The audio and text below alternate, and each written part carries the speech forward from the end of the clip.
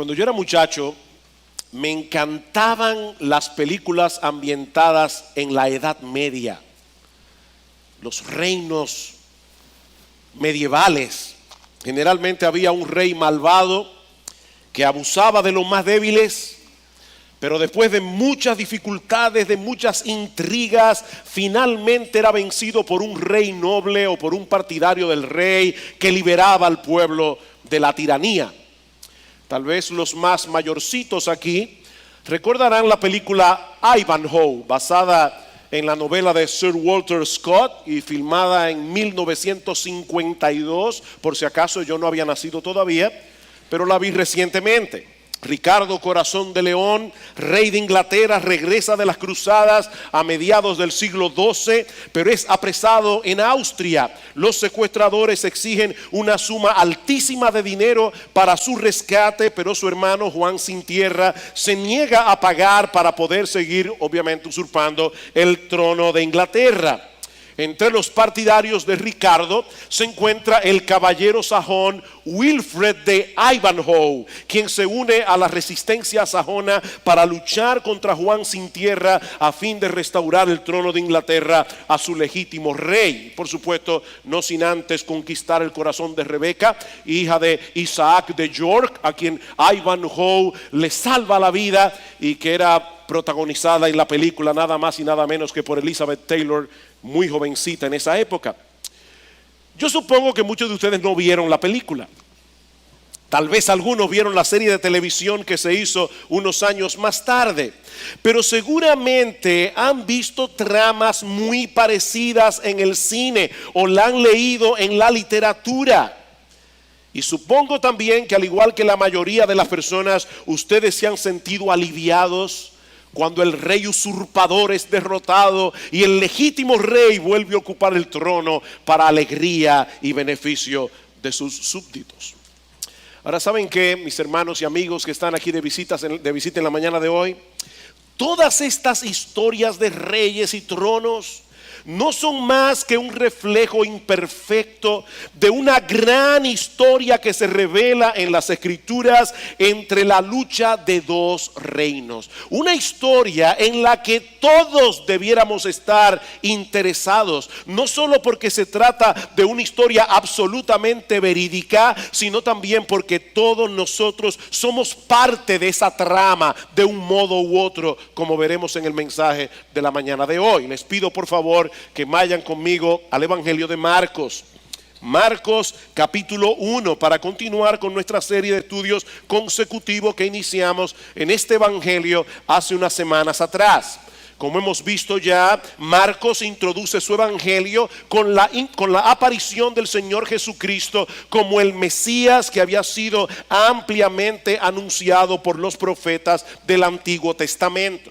Pero en vez de dirigirse al templo y presentarse como el Salvador del mundo, Jesús se dirige al desierto de Judea para ser bautizado por Juan el Bautista en el río Jordán. Y de esa manera, desde el principio de su ministerio, el Señor Jesucristo se identifica con el pecado de su pueblo. Inmediatamente después de su bautismo, el Espíritu lo guía al monte de la tentación, donde tuvo que enfrentarse cara a cara con el enemigo de nuestras almas. De ese modo, Marcos introduce de inmediato el gran tema de su evangelio. Y yo espero, mis hermanos, que ya a estas alturas, los que han estado aquí las 2 semanas atrás, saben cuál es el tema del evangelio de Marcos. El rey que asume voluntariamente la posición de un siervo que no vino para ser servido, sino para servir y para dar su vida en rescate por muchos.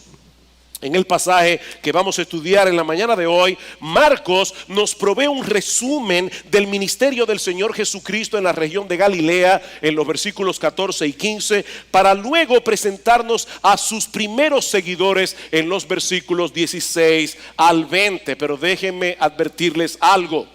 Este relato que veremos en la mañana de hoy no es meramente un relato histórico. esta porción es histórico, pero esta porción del Evangelio de Marcos tiene la intención de mostrarnos en una forma sorprendente la autoridad suprema del Señor Jesucristo como Rey de Reyes, como Señor de Señores, como el Mesías profetizado en el Antiguo Testamento, para luego mostrarnos lo que implica la decisión de seguirle a Él. Y yo espero que todos en esta mañana salgan de aquí con una visión muy clara de lo que Cristo quería decir cuando llamaba a los pecadores: vengan en pos de mí. Vamos a leer los versículos 14 y 15 de Marcos capítulo 1. Dice: después que Juan fue encarcelado, Jesús vino a Galilea predicando el evangelio del reino de Dios, diciendo: el tiempo se ha cumplido, el reino de Dios se ha acercado, arrepentíos y creed en el evangelio. Marcos inicia esta sección con una nota cronológica. Después que Juan fue encarcelado, él asume que todos sus lectores conocían el hecho de que el rey Herodes Antipas había encarcelado a Juan el Bautista por haberle confrontado con su pecado de adulterio y de incesto. Herodes le había quitado la esposa a su hermano Felipe, que para colmo era sobrina suya, Herodías, porque era hija del medio hermano de Herodes, Aristóbulo. Pero Marcos no abunda en detalles acerca de este asunto en este momento, porque todo lo que él quiere que nosotros sepamos es que fue después del encarcelamiento de Juan que Jesús comenzó su ministerio en la región de Galilea. Eso quiere decir, mis amados hermanos, que entre el versículo 13 del capítulo 1 y el versículo 14 hay un lapso de tiempo de alrededor de un año entero que Marcos decide pasar por alto por completo. Un año completo que Marcos no dice absolutamente nada acerca de eso. ¿Recuerdan lo que vimos hace 2 semanas cuando iniciamos esta serie, que decíamos que los evangelios son biografías teológicas? Que la intención de los evangelistas no era darnos una narrativa exhaustiva de la vida y ministerio del Señor, sino que cada uno de los evangelistas escogió lo que ellos querían compartir para cumplir un propósito específico. Eso lo vemos ejemplificado aquí. En el caso de Marcos, su foco de atención es el ministerio de Jesús en la región de Galilea. Y Galilea es la parte más al norte de la tierra de Palestina, la que estaba más poblada en el tiempo del Señor. Era la región que más influencia tenía del mundo gentil y la que menos influencia tenía de la religión ritualista y mecánica que se practicaba en Jerusalén. Sin embargo, es interesante notar que fue precisamente en Galilea donde el Señor pasó el 90% de su ministerio. El 90% del ministerio del Señor se llevó a cabo en Galilea. Fue allí donde el Señor llevó a cabo la mayoría de sus milagros. Fue en Galilea donde Él pronunció la mayoría de los discursos que encontramos en Mateo, en Lucas y en Marcos. En el capítulo 4 del Evangelio de Juan, nosotros vemos que la razón por la que Jesús se movió hacia la región de Galilea fue para evitar una confrontación prematura con los líderes religiosos de Israel, que estaban en su mayoría en la ciudad de Jerusalén. Y es por eso que Marcos nos dice: fue después que Juan el Bautista fue encarcelado que Jesús se movió hacia Galilea. Ya Juan el Bautista no estaba en el escenario, la popularidad de Jesús iba en ascenso, así que el Señor quiso alejarse del centro religioso de la nación, no por temor, sino por prudencia, para evitar una confrontación temprana con los fariseos. Y de paso, mis hermanos y amigos, esto nos recuerda que la religiosidad y el evangelio nunca han caminado de la mano el uno con el otro. Mientras más involucrada está una persona en una religión infectada por tradiciones humanas, menos dispuesta estará para escuchar y recibir el evangelio. Mis hermanos, la religión es como una vacuna que inocula a las personas para que el evangelio no penetre en su corazón. ¿Saben cómo funciona una vacuna, verdad? A usted le ponen un poco del virus que quieren inocular en su cuerpo. Y ese poco del virus lo inocula, lo cubre, lo protege para que cuando llegue el virus real no lo afecte. Eso pasa con la religión. La religión tiene algo de verdad y ese algo de verdad se mete en tu sistema y no permite que toda la verdad penetre. La religión vacuna a las personas contra el evangelio. Los convierte en una especie de zombies espirituales. ¿Saben lo que es un zombie, verdad? Eso es lo que hace la religión. La religión produce zombies, personas que parecen que están vivas pero están muertas, como sucedió con los líderes religiosos de Israel. Aunque gracias al Señor el poder de Dios es todopoderoso, valga la redundancia, y es capaz de vencer toda resistencia y traer personas hasta como Nicodemo al arrepentimiento y a la fe. El viernes salí a caminar en un parque cerca de casa y de repente comenzó a juntarse un grupo de personas. Llevaban una cruz, unas velas, iban a estar haciendo, supongo yo, la preparación para el tiempo de Semana Santa. Y yo los veía llegar y reunirse allí pensando que estaban haciendo algo que realmente agradaba al Señor. Mis hermanos, es más fácil, 1000 veces más fácil tomar una cruz de madera e ir en una procesión que tomar realmente la cruz de Cristo en el corazón.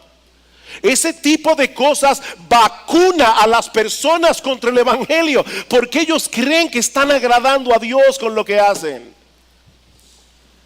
Jesús se va de Jerusalén, llega a Galilea. ¿Y cuál fue la esencia del ministerio que el Señor llevó a cabo en esa región? ¿A qué dedicó Jesús la mayor parte de su tiempo? Marcos dice que Jesús se dedicó a predicar el evangelio del reino de Dios. A predicar. Dios tiene un solo hijo y es predicador. Eso debe ser un motivo de mucho aliento para los predicadores. Jesús hizo muchas cosas en ese tiempo, como vemos en este mismo capítulo del Evangelio de Marcos. Jesús echó fuera demonios, sanó a los enfermos, resucitó muertos, caminó sobre las aguas. En 2 ocasiones alimentó a un montón de personas con unos cuantos panes y unos cuantos peces. Pero en este resumen que Marcos nos da de su ministerio, él no menciona ninguna de esas cosas.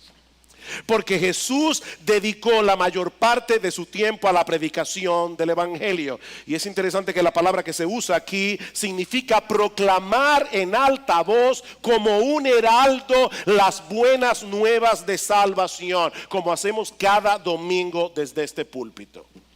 Eso es predicar. Predicar no es otra cosa que una declaración autoritativa y a viva voz de la verdad de Dios. Y el verbo que Marcos usa en el versículo 14 es un participio presente. ¿Y eso qué significa? Que era algo a lo que Jesús se dedicó a hacer continuamente. Durante todo su ministerio, Jesús predicó el evangelio. Él manejó su agenda de tal manera que todas las otras cosas nunca fueron un impedimento para que él predicara el evangelio. Más adelante en el capítulo 1 hay una escena interesante.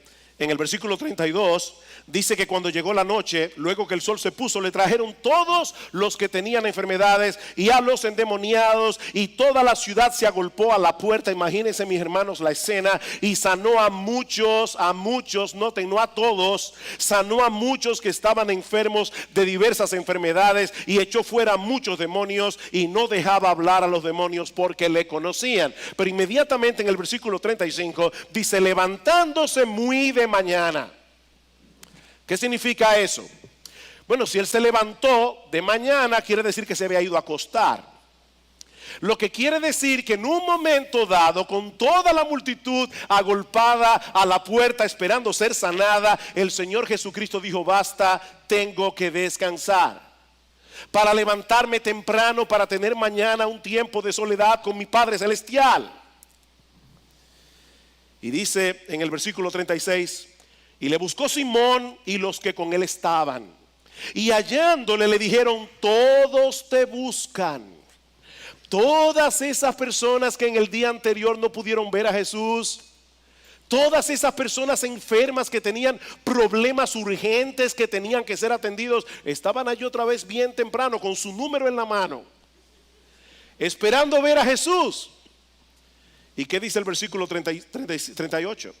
Él les dijo: vamos a los lugares vecinos para que predique también allí, porque para esto he venido. ¿Escucharon eso? Al hombre más misericordioso del mundo diciendo en este momento: ya basta, yo no puedo continuar siguiendo la agenda de los demás, porque yo vine del cielo con una propia agenda que mi Padre me dio, y en esa agenda lo más importante que yo tengo que hacer es predicar el evangelio. De nada sirve sanar a una persona de su enfermedad si al final de cuentas va a morir y se va a ir al infierno por causa de su pecado.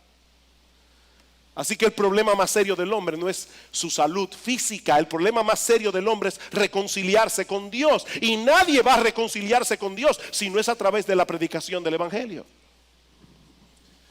Mis hermanos, si hay algo que ninguna iglesia de Cristo debe negociar, es la centralidad de la predicación en sus cultos congregacionales. Eso debe ser central en nuestros cultos, porque ese es el medio por excelencia que Dios ha decidido usar para salvar a los pecadores y para edificar a los creyentes: la predicación de la palabra. Hechos capítulo 6, ¿recuerdan cuando las viudas de los griegos comenzaron a quejarse porque estaban siendo desatendidas?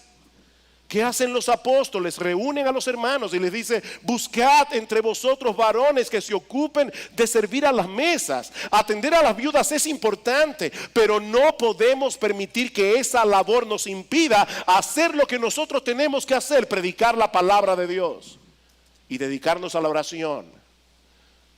Predicar la palabra y dedicarnos a la oración. Pablo dice en 1 Corintios capítulo 1 versículo 21 que a Dios le agradó salvar a los creyentes por la locura de la predicación. Y mis hermanos, es muy lamentable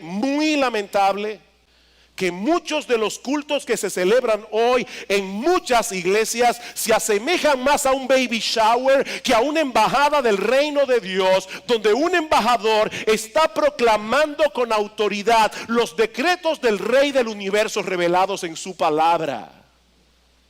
Eso es lo que la iglesia es: una embajada del reino de Dios. Y nosotros no somos los negociadores de Dios. Nosotros no somos los encargados del entretenimiento. Nosotros somos sus embajadores. Como dice Pablo en 2 Corintios 5:22, llamando a los hombres a reconciliarse con Dios. Y eso nos lleva al contenido de la predicación de Jesús. ¿Qué hacía Jesús en Galilea? Predicar.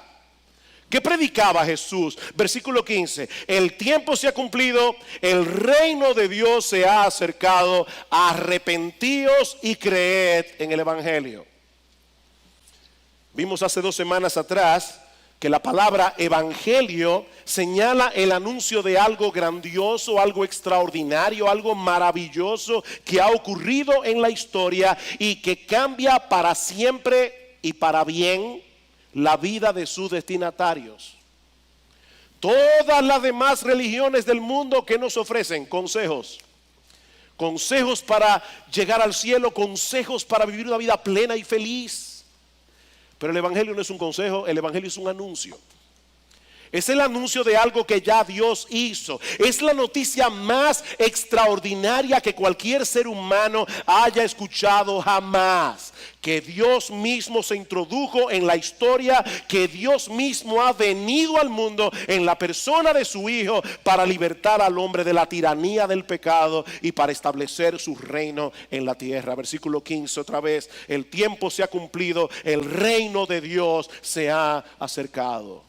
Esa expresión, el reino de los cielos o el reino de Dios, se usa 14 veces en el evangelio de Marcos para referirse al gobierno soberano de Dios en el corazón de los hombres. Déjenme hacerles una pregunta, mis hermanos. ¿Ha habido algún momento en la historia en que Dios haya dejado de ser rey? No. ¿Ha habido algún momento en la historia en que Dios haya dejado de tener un reino sobre el cual Él reina? No. Pero cuando la Biblia habla del reino de Dios, está refiriéndose al reino de Dios, al gobierno soberano de Dios en el corazón de los hombres que se someten voluntariamente a Él. Nosotros vimos hace unos domingos atrás cómo en el huerto del Edén nuestros primeros padres decidieron rebelarse contra la autoridad de Dios para establecer su propio reino. El hombre se volvió un ser arrogante, un ser egocéntrico, es un esclavo que se cree ser rey. La buena noticia es que Dios diseñó un plan de salvación para enderezar de una vez por todas lo que el hombre torció. Y en el mismo momento en que Adán y Eva se rebelaron contra él, Dios les anunció que en algún punto de la historia Él iba a enviar a un Salvador para librarlos de su prisión, para librarlos de la esclavitud del pecado, para traerlos de vuelta a su reino. Y esa promesa vino a ser central en las profecías del Antiguo Testamento. La llegada de un Salvador que primero iba a asumir nuestra culpa, iba a pagar nuestra deuda y al mismo tiempo, mis hermanos, iba a transformar nuestros corazones para que nos sometiéramos con gozo al gobierno soberano de Dios. O sea, Dios es tan increíble, si se puede usar esa palabra, porque Él es digno de ser creído, pero si la usamos como sinónimo de sorprendente, extraordinario, maravilloso, Dios es tan increíble que Dios envía a un Salvador que primero paga nuestra deuda en la cruz del Calvario. Pero Él sabe que habiendo Cristo muerto en la cruz, habiendo derramado su sangre para limpiar nuestros pecados, ninguno de nosotros vendríamos voluntariamente a Él, porque amamos nuestro pecado. Nosotros somos prisioneros que amamos nuestra prisión. Nosotros somos esclavos de un pecado que amamos de todo corazón. Así que nadie iba a venir a menos que Dios hiciera también una obra de transformación en nuestros corazones. Y ese fue el Salvador que Dios envió. Alguien que pagara nuestra culpa, alguien que transformara nuestro corazón. Y es el cumplimiento de esta promesa la que Jesús proclama en su predicación. El tiempo se ha cumplido, el reino de Dios se ha acercado porque el Rey ya está aquí. El Rey llegó. Jesús ha puesto a nuestro alcance el reino de Dios si venimos a Él en arrepentimiento y fe. El tiempo se ha cumplido, el reino de Dios se ha acercado. Arrepentíos y creed en el Evangelio. ¿Qué deben hacer los hombres ante la realidad de que el reino de Dios se ha introducido en la historia a través de la persona de Jesús? Arrepentirse y creer. Vuélvanse de sus caminos, dice el Señor. Levanten una bandera blanca de rendición. Yo recuerdo viendo otra vez la película de Ivanhoe, que al final llega finalmente Ricardo Corazón de León y Juan Sin Tierra es destronado. ¿Qué debe hacer el rey rival? Solo le quedan dos opciones: o la horca o la rendición. ¿Qué dice Cristo aquí? El Rey llegó. El Rey llegó. Levanten una bandera blanca de rendición. Reconozcan que han pecado contra el Dios del cielo. Reconozcan que han estado viviendo para ustedes mismos, siguiendo su propia voluntad. Vengan dispuestos a cambiar de rumbo, poniendo toda vuestra confianza en ese mismo Dios al que ustedes han ofendido. Arrepentíos. El arrepentimiento incluye una nueva perspectiva de las cosas. Una nueva perspectiva que te hace aborrecer lo que antes amabas y te hace amar lo que antes aborrecías.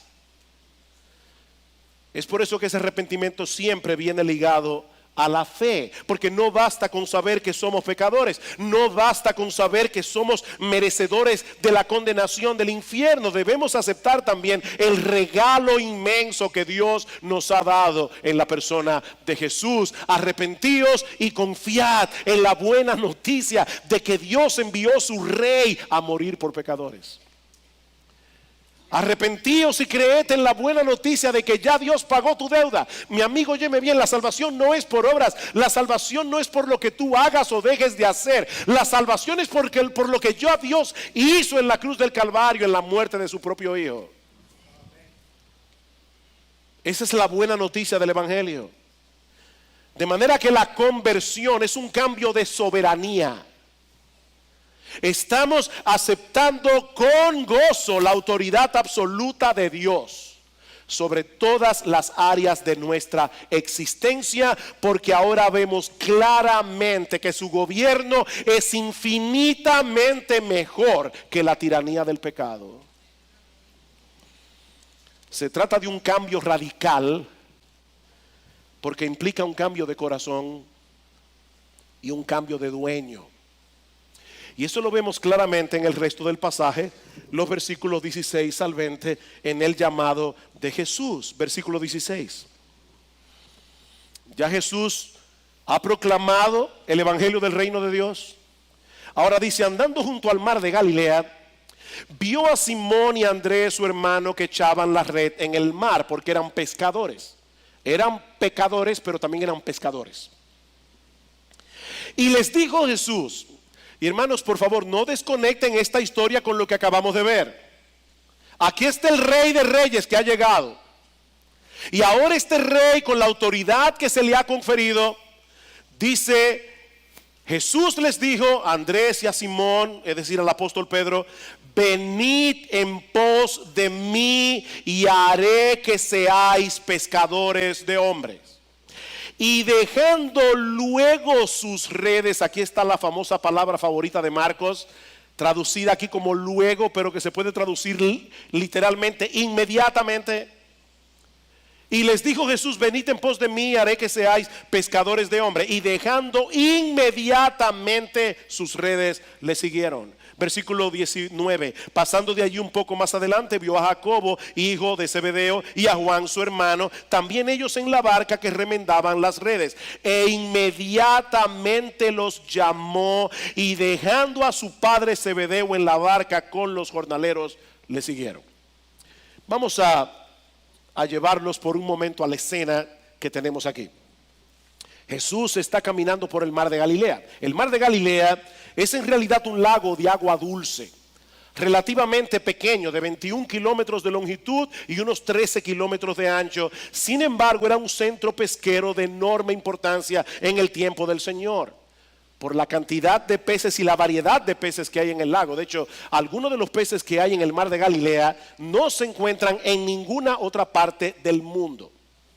Según el historiador Flavio Josefo, historiador judío, cuando los romanos conquistaron Israel, habían en el mar de Galilea unas 250 embarcaciones pesqueras. Así que era una tremenda industria que movía mucho dinero y que seguramente involucraba a mucha gente. Y allí se aparece el Señor junto al mar de Galilea al inicio de su ministerio, y pone sus ojos en dos pescadores: Simón, que no es otro que el apóstol Pedro, y su hermano Andrés, echando las redes en el mar. Podemos estar seguros de que ese día había mucha gente allí haciendo exactamente lo mismo. Pero Cristo los estaba buscando a ellos dos de manera particular. ¿Saben por qué?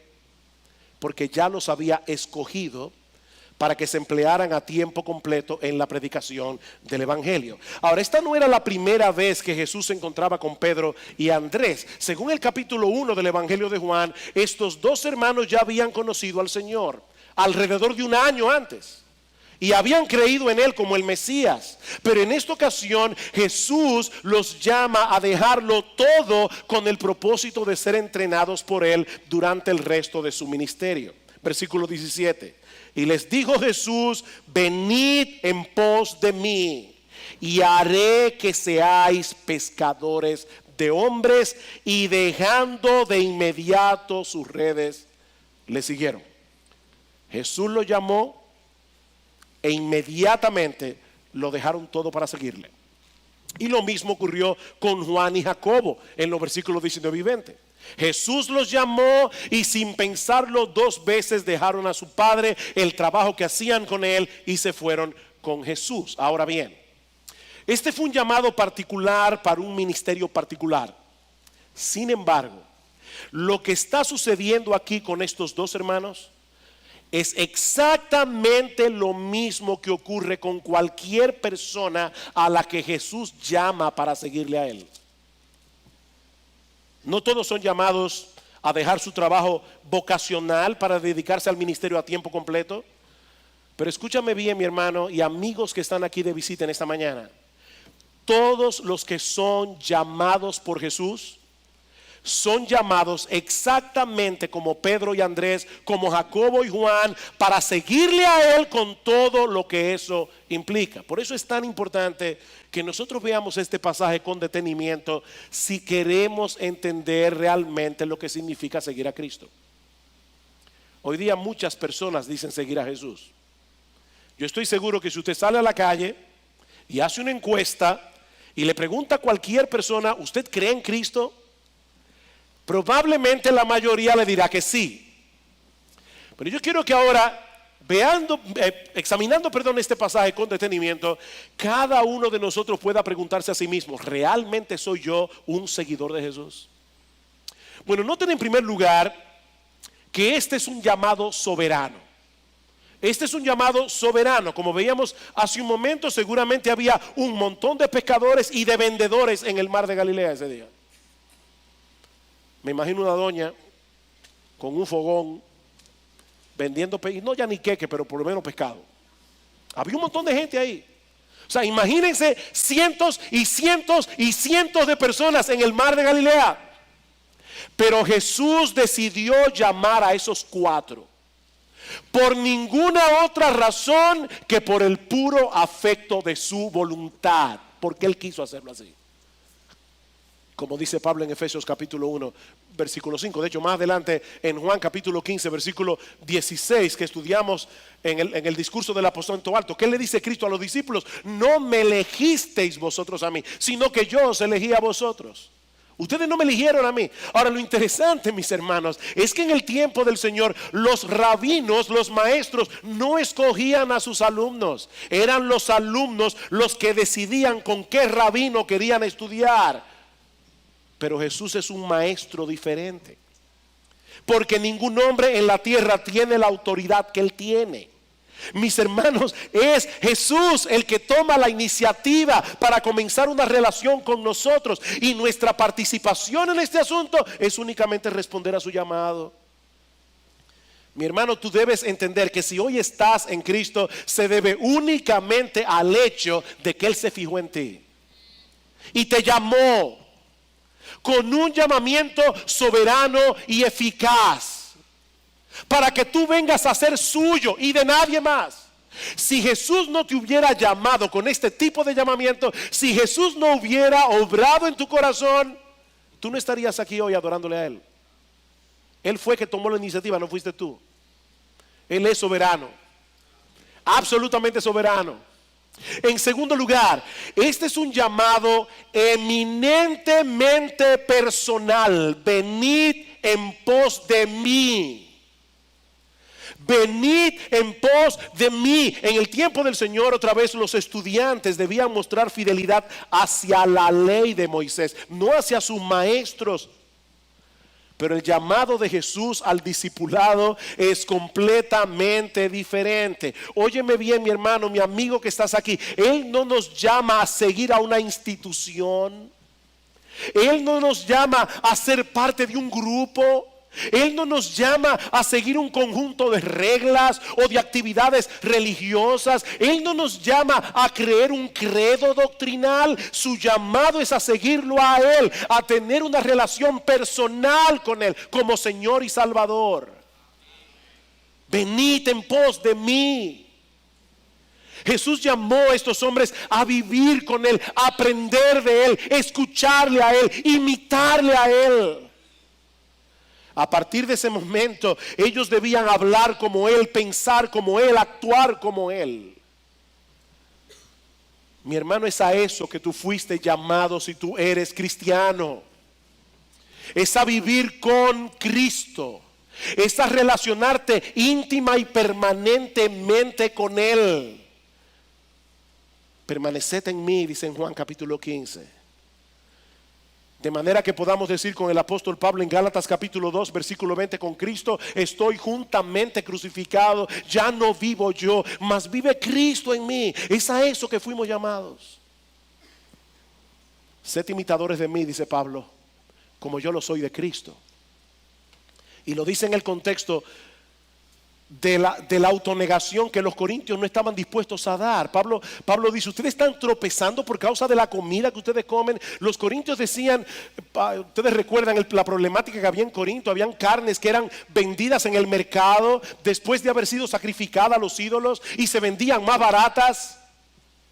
Y habían hermanos que entendían que un ídolo no era nada en el mundo, iban al mercado, compraban esa carne, pero luego se la comían delante de otro hermano que tropezaba porque había venido de ese mundo de idolatría y pensaba que el hecho de comer esa carne ofrecida a los ídolos era involucrarse en la idolatría otra vez. Pero estos hermanos fuertes en su fe decían: a mí qué me importa, yo soy libre en Cristo, yo puedo hacer eso, tengo libertad.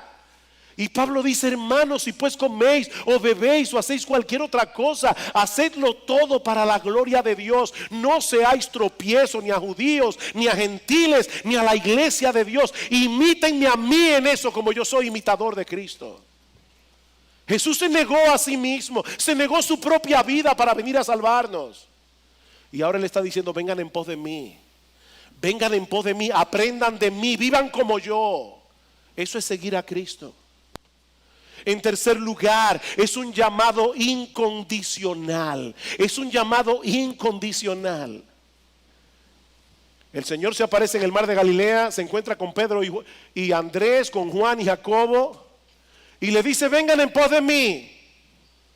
Y ninguno de ellos le preguntó: ¿hacer qué, Señor? ¿Por cuánto tiempo? ¿Y qué se supone que va a pasar ahora si yo decido seguirte a ti? Bueno, lo que pasó con todos ellos, menos con el apóstol Juan, es que todos murieron martirizados. Eso implicó para ellos seguir a Cristo, pero ellos no lo sabían en ese momento. Yo le doy muchas gracias al Señor que en mi caso, cuando yo me dediqué al ministerio a tiempo completo, yo no tenía ni idea de todo lo que venía. Probablemente si me hubieran pasado por una película lo que iba a implicar dedicarse al ministerio a tiempo completo, hubiera salido huyendo. Pero Cristo le dice a estos hermanos: vengan en pos de mí. Y ellos, sin preguntar absolutamente nada, lo dejaron todo y le siguieron. ¿Recuerdan a Isaías en el capítulo 6? Cómo tiene una visión de la gloria de Dios, y dice que Dios le permite escuchar una conversación entre las tres personas de la Trinidad. ¿A quién enviaré y quién irá por nosotros? ¿Cuál es la pregunta más lógica que ustedes harían si escuchan esa conversación trinitaria? ¿A quién enviaré? ¿Y quién irá por nosotros? ¿A hacer qué, Señor? ¿A ir a dónde? Isaías no preguntó absolutamente nada, porque cuando Dios manda, uno obedece. Heme aquí, Señor, envíame a mí. Yo no sé lo que eso va a implicar, yo no sé lo que eso me va a costar, pero Señor, mi respuesta a tu llamado es incondicional. Aquí está mi firma al pie, Señor, en este papel en blanco. Escribe todo lo que tú quieras y ya yo estoy comprometido de antemano a obedecerte. Aunque yo no sepa lo que es. Eso es seguir a Cristo. Es incondicional. Como dice Stephen Lawson, nosotros no seguimos a Cristo en nuestros propios términos. Bueno, mira, Señor, déjame explicarte algo. Yo estoy dispuesto a darte hasta aquí. Yo recuerdo un hermano de nuestra iglesia que describía su conversión de esta manera. Dice: cuando yo oí el evangelio, yo le dije al Señor: bueno, Señor, entendí, yo estoy dispuesto a darte el 50% de mi vida. Y el Señor me dijo: no, inaceptable. Está bien, el 75%, inaceptable. Mira, Señor, yo estoy hoy de buenas. El 90% de mi vida será tuyo. Inaceptable.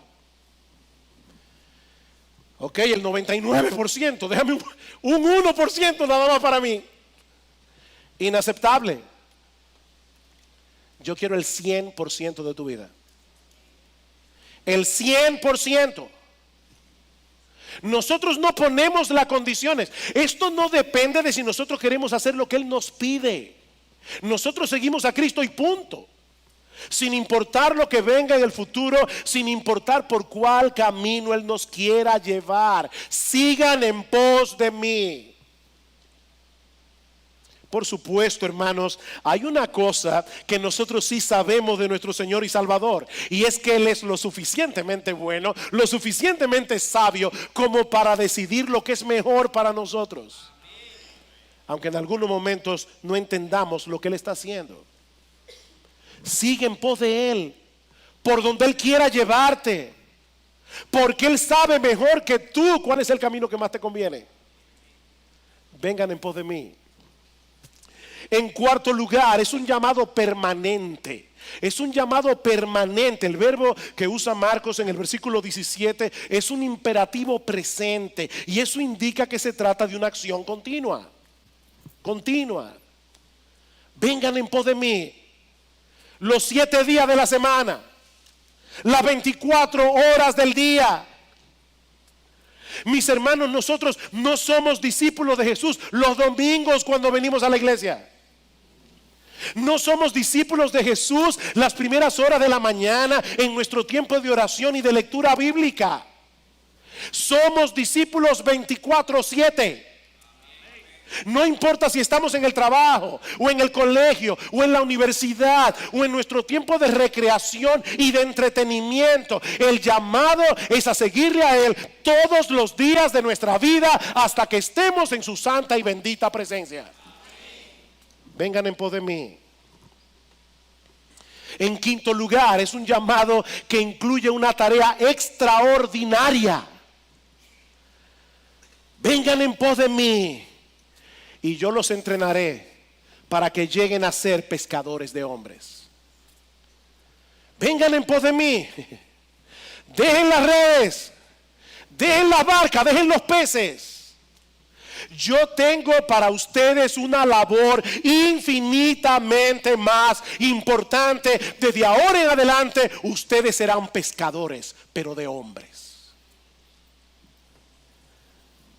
Miren, mis hermanos, es imposible tener una relación cercana con una persona tan extraordinaria, tan maravillosa como nuestro Señor Jesucristo, y no desear al mismo tiempo que otros le conozcan y que tengan una relación personal con Él.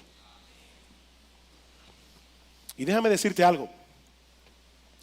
No hay que ser un doctor en teología para ser un pescador de hombres. No hay que tener 15 años en la fe. Lo único que se requiere es tener una relación personal con el Señor Jesucristo y haber experimentado la dulzura de conocerle. Vengan en pos de mí. Y el mero hecho de estar cerca de mí los capacitará para ser pecadores de hombres. Ustedes me van a conocer a mí y van a querer que otros me conozcan. Vengan en pos de mí. La mujer samaritana no tuvo que coger un curso de discipulado ni de evangelismo para decirle a todo el mundo en el pueblo: vengan a ver a un hombre que me ha dicho todo lo que yo he hecho. Increíble que una mujer que ha tenido 5 hombres y vivía con uno que no era su marido está diciéndole a la gente con gozo: él me dijo todo lo que yo he hecho. Me presentó mi vida como en una pantalla. ¿No será este el Cristo? Y dice Juan, en Juan 4:39, que por el testimonio de esa mujer, que probablemente no sabía ni leer ni escribir, muchos de los samaritanos de esa ciudad creyeron en Jesús. Mis hermanos, el llamado de nuestro Señor Jesucristo es a adentrarnos en el océano de este mundo para rescatar hombres, mujeres y niños de la perdición y la condenación del pecado con la red del evangelio. Mis hermanos, ¿saben una cosa? Nosotros no podemos sentarnos en esta iglesia domingo tras domingo esperando que los peces salgan del agua y se metan en la red. No es así que se pesca. Hay que salir a buscarlos. Hay que meterse en la barca, hay que salir a pescar. Estos hombres a los que Jesús llamó conocían muy bien los riesgos de la pesca. Yo recuerdo una vez que salí con mi hermano Asier a pescar en Salinas.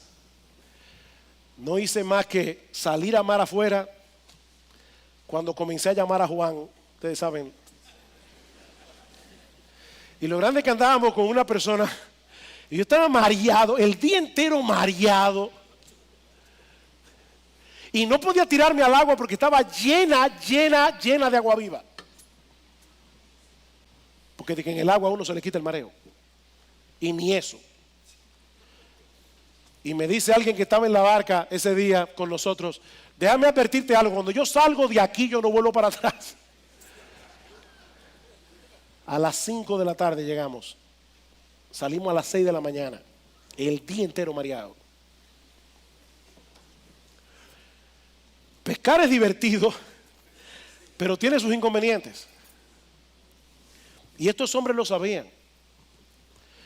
Ellos sabían lo que era estar en medio de una tempestad en el mar de Galilea. Pero estos hombres conocían también la alegría indescriptible de una buena pesca. Miren, déjenme decirles algo: el Señor no nos necesita para salvar a pecadores.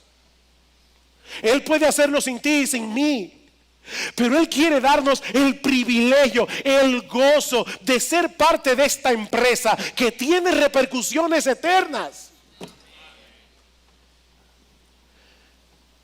Y gracias al Señor que nosotros no tenemos la responsabilidad de convertir a los pecadores. Ese no es tu trabajo ni el mío. Nosotros no fuimos llamados a convertir pecadores. Nosotros fuimos llamados simplemente a compartir el evangelio. El único que puede convertir un alma es Jesús. Pero Él ha decidido hacerlo a través de la predicación del evangelio. Así que encárgate tú de predicar y deja los resultados en sus manos, porque Él sigue siendo poderoso para salvar al más duro de los hombres. El evangelio es poder de Dios para salvación.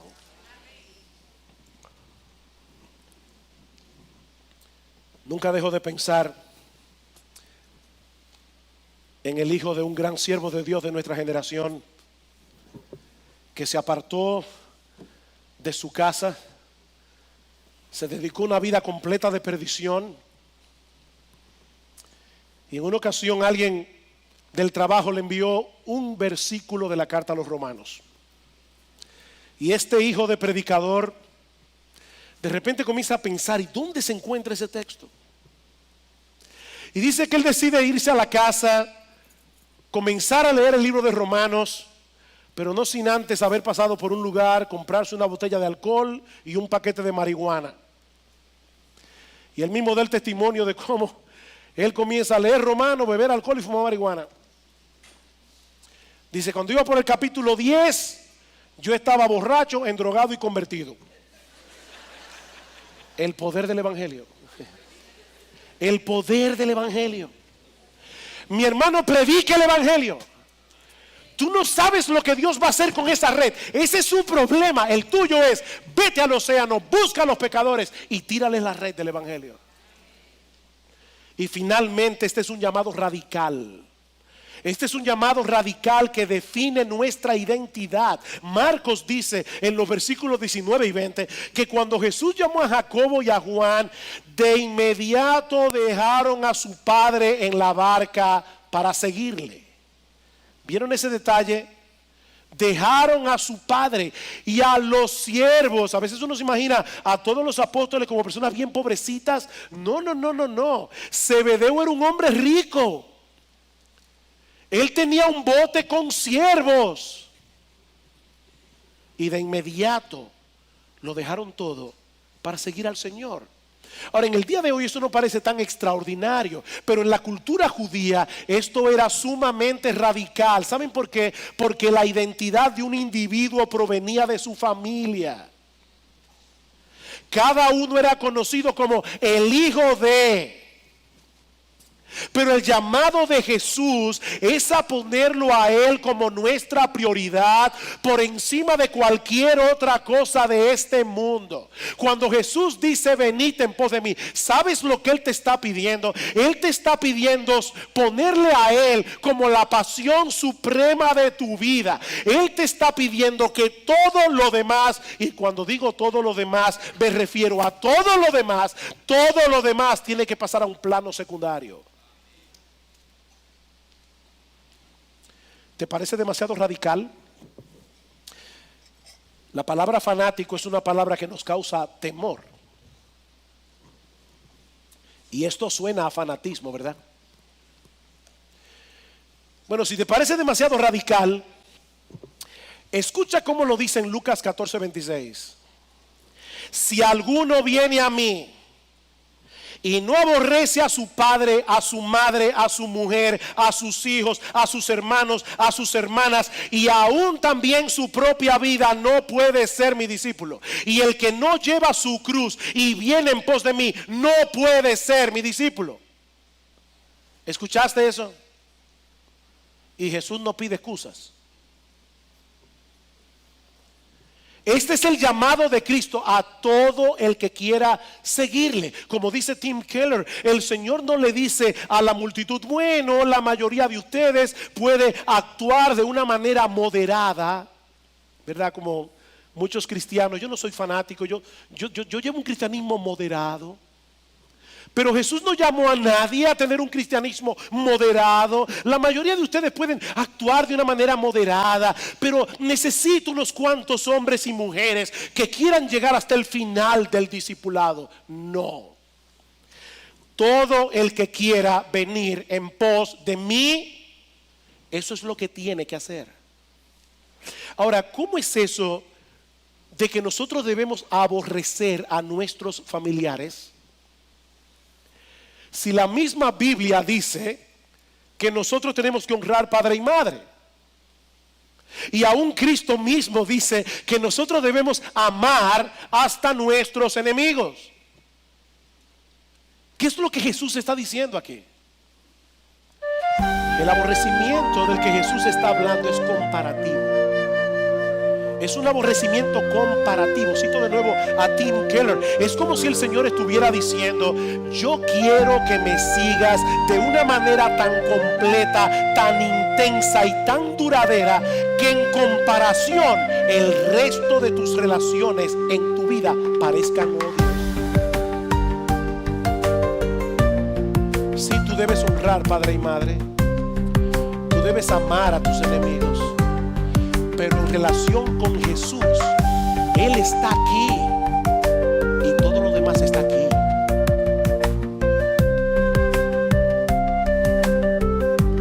La versión de Mateo nos ayuda a entender mejor este concepto. El que ama a padre o madre más que a mí, no es digno de mí.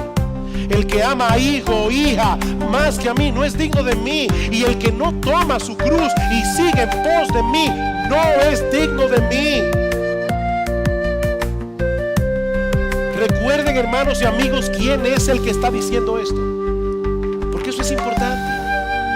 Él es el Rey del universo, que por amor a pecadores dejó su trono en los cielos para venir a pagar nuestra deuda con la justicia de Dios. Él es el Rey que murió en nuestro lugar en la cruz del Calvario. Mis hermanos, su llamado es radical porque su amor es radical. Porque la eternidad de nuestras almas está en juego. Y ahora yo te pregunto, ¿qué tú vas a hacer con Jesús en esta mañana? ¿Qué tú vas a hacer con Jesús? Mira, déjame decirte algo. Nadie puede permanecer neutral ante el llamado de Jesús, porque no hacer nada es hacer algo. Vengan en pos de mí. Vengan en pos de mí. O lo abrazas de todo corazón o lo estás rechazando de todo corazón. Mi amigo, el Rey del cielo ha abierto las puertas para el reino de Dios.